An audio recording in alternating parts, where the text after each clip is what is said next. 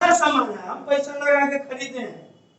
चीन से अगर इतना ही तुमको आर्थिक रिश्ता से नुकसान करना है तो प्रधानमंत्री और आपको देश के गृह मंत्री को बोलो। भाषण है प्रधानमंत्री के झूठ जो ये भाजपा वाले बोल रहे हैं उसको लेकर के हम लोगों को गांव में लोगों को जागरूक करना होगा। ये जो सैनिकों की जान गई है ये मोदी सरकार के गलत रिकॉर्ड बन रहा है। हो सकता है आज 24 घंटा में 16,000 से ऊपर जाए, लेकिन उसके बारे में कोई चिंता नहीं। देश लोग भूख मर रहे हैं, रोजगार बिना मर रहे हैं, उसके बारे में कोई चिंता नहीं। इसमें क्यों कौन लोग जवाबदेह हैं, जिम्मेवार हैं, जो किनके चुप की वजह से ये घटना घटी है। जो हमारे 20 जवान शहीद हुए सभी तरह पकड़े थे तो कहा कि सब कुछ बताने के लिए नहीं। क्यों इतना बता सकते हैं तो संख्या बताने में क्या दिक्कत, संख्या भी बता सकते हैं। तो इसलिए हम लोग पूरा कुल मिला जुला के आज का जो हम लोगों का कार्यक्रम हुए कि भाजपा के खिलाफ, भाजपा के नरेंद्र मोदी के रहते, भाजपा के रहते आज देश में अर्थतंत्र खत्म, स्वास्थ्य तंत्र खत्म, शिक्षा तंत्र खत्म, रोजी रोजगार तंत्र, खाना उद्योग धंधा खत्म। इसलिए इस अवसर आदमी को दूसरी बात कि भाजपा ब्रिगेड के जरिए, संघ के दंगाई ब्रिगेड के जरिए जो देश में माहौल बनाया जा रहा है ताकि सरकार के खिलाफ कोई प्रश्न उठे नहीं, सरकार से लोग सवाल नहीं पूछे, सरकार कोई झूठ बोल रही है उसी को मान रहे हैं। इसके लिए वो इनको मार करके भी ये अपना चुनावी कैंपेन शुरू करते हैं। और जब जब देश में चुनाव आता है नजदीक कहीं तो देखिएगा कि सीमा पर तनाव और हमारे सैनिकों की शहादत हो जाती है। वो सिपाही के जवान हो, चूंकि वो किसान और मजदूर के बेटे हैं, हमको उनसे प्रेम है। कोई मोदी का बेटा नहीं, कोई अमित शाह का बेटा नहीं, किसी नौकरशाह का बेटा नहीं, किसी जमींदार का बेटा आर्मी में जाता ही नहीं। ये तमाम लोग किसान के, मजदूर के बेटे हैं। इस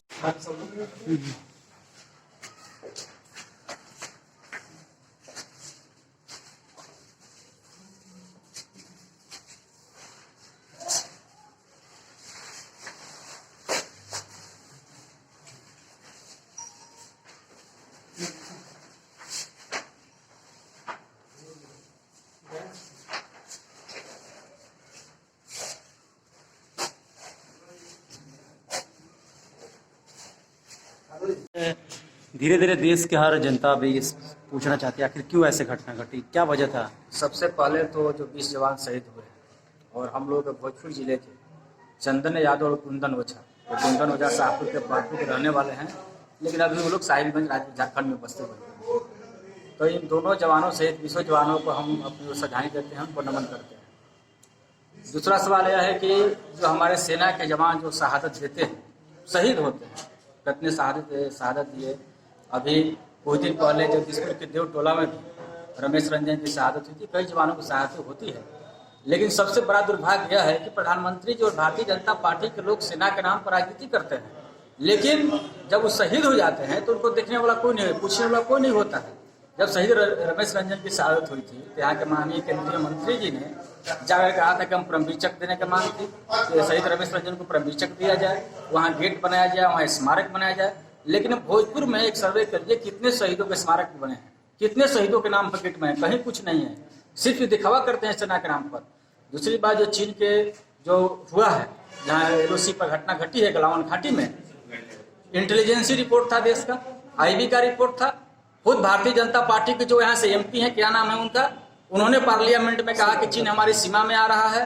तमाम रिपोर्टों के बावजूद क्यों वहाँ हमारे सेना के जवान निहत्थे हाथ थे, उनके पास हथियार क्यों नहीं था, ये प्रधानमंत्री जी को बताना चाहिए। और प्रधानमंत्री जी अमित शाह जी देश को गुमराह कर रहे हैं।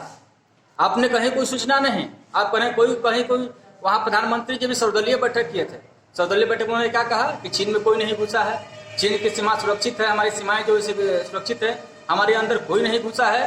और जो वहाँ के एमपी जो उनके कह रहे थे पार्लियामेंट में, उनका वक्तव्य निकाल कर देखा जाए, टीवी पर हमने देखा था, उनके एमपी ने कहा था कि चीन हमारी सीमाओं में घुस रहा है, क्यों नहीं आपने कार्रवाई किया, क्यों हमारे सेनाओं को वहाँ निहत्थे आपने छोड़ा। तो अब क्या मांग करते हैं आप लोग, क्या लगता और है? दूसरी तरफ यह कि ये जो नटंकी कर रहे हैं कुछ लोग आरएसएस के लोग कि चीनी सामान का बहिष्कार, हम सबसे पहले मांग करना चाहते हैं भारत सरकार से कि बीसीसीआई में जो 100 करोड़ रुपया का जो विज्ञापन है चाइना का वीवो मोबाइल का, उस विज्ञापन को रद्द कीजिए।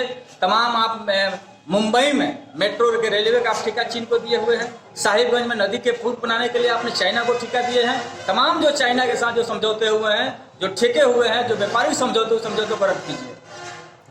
लोग शोक सभा यहाँ पर प्रधानमंत्री दिन मना रहे हैं, जो 20 जवान शहीद हुए हैं, क्या कहेंगे? पूरे देश में हम लोग आज जो 20 जवान हमारे शहीद हुए हैं देश के, हमारी पार्टी भाकपा माले की ओर से श्रद्धांजलि दी जा रही है।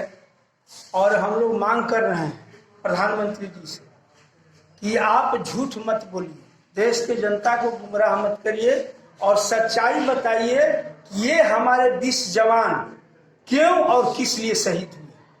क्योंकि आप बोल रहे हैं, देश को संबोधन जब कर रहे थे मुख्यमंत्रियों को, तो कह रहे हैं कि चीन हमारे सीमा में उल्लंघन नहीं किया, चीन कोई बैरक नहीं बना रहा है, कोई सीमा का उल्लंघन नहीं किया, कोई मैंने हमारे यहाँ उल्लंघन नहीं हुआ, इस तरह का कोई काम तनाव वाला नहीं हुआ। तो जब नहीं हुआ था तो ये हमारे सैनिकों की शहादत क्यों हुई, आप सच को बताइए। दूसरी बात कि ये जो शहादत हुई, पहले तो मीडिया के जरिए बताया गया कि 3 लोगों की हुई, फिर मीडिया ही बता रहा है कि 20 लोगों की हुई, विदेश मंत्री कह रहे हैं कि हमारा कोई मिसिंग नहीं है। अब बाद में दूसरे दिन फिर मीडिया के ही जरिए आता है कि हमारे 4 अफसर और 6 जवान जो है वो चीन के जरिए बातचीत के जरिए छोड़ा गया।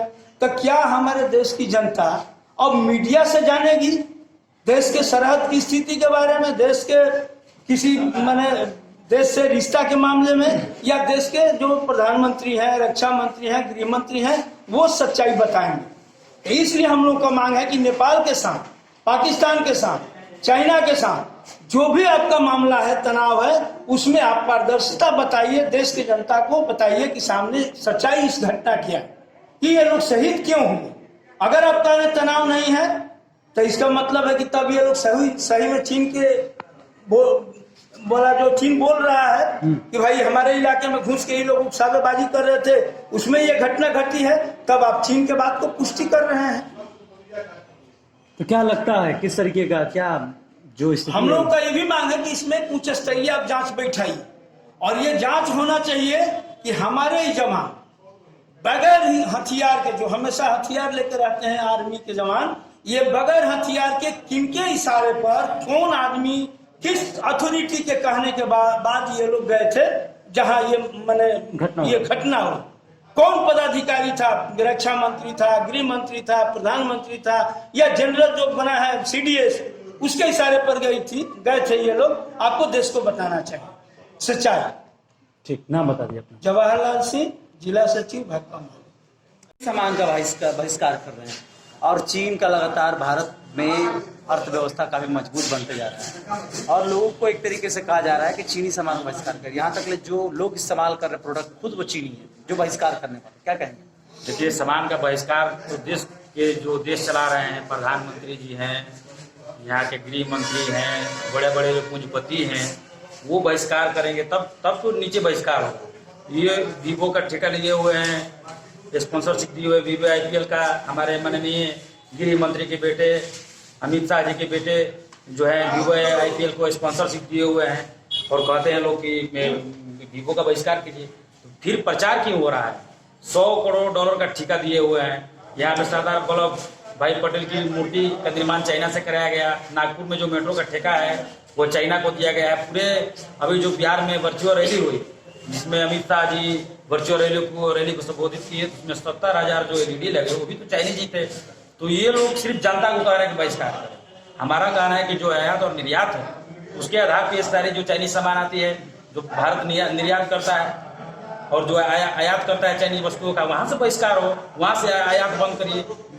सीधे देश में जब कोई वस्तु आएंगे नहीं तो चाइनीज सामान कोई खरीदेगा नहीं, वहाँ से लोग बंद नहीं करेंगे। देश की जनता को गुमराह करने के लिए सिर्फ कहेंगे कि चाइना का बहिष्कार करिए, चाइना का बहिष्कार करिए। हमारा कहना है कि वहाँ से आयात बंद हो, और तब जाके देश में जो है चाइना की वस्तु नहीं बिकेंगी, तो नहीं बिकेंगी तो लोग खरीदेंगे नहीं, लेकिन ये नहीं हो रहा है।